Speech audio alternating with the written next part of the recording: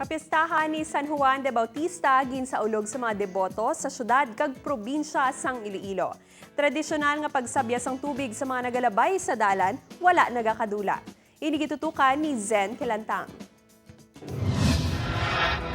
Nagtambong ang mga deboto ni St. John the Baptist sa misa nga ginpatigayon kay Inasang Aga sa Barangay San Juan sa Molo, kadungan sa pagsaulog sang kapistahan sang barangay. Si Manang Alma gindala sa niyang iya Santos agud mapabendisyonan.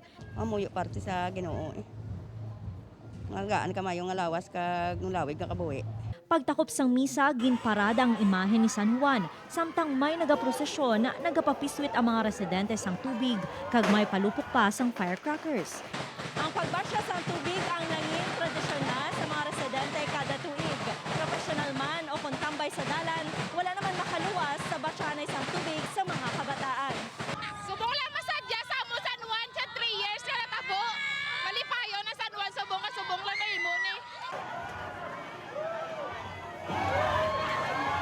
Enjoy ang kabataan sa paghampang sang water gun, pagpaligo sa gwa sang balay, kag may free car wash pa sa nagalabay nga mga salakyan. Samtang nagdagsa naman ang mga residente sa mga beach resort sa Oton, Iloilo, agud magpaligo sa adlaw sang San Juan. Nakaalerto ang Barangay Health Emergency Response Team sang Barangay Alegre, pananglit nga may emerhensya nga magluntad sa mga nagapaligo sa dagat. Sa Barangay Naulid Miag-aw, na nari-sari nga aktibidad ang ginpatigayon man sa pagsaulog sang kapistahan ni San Juan. Lakip na diri ang payag making contest sa diin nagpaindis-indis ang mga residente sa paghimo kag pagpatahom sang payag sa higad sang dagat.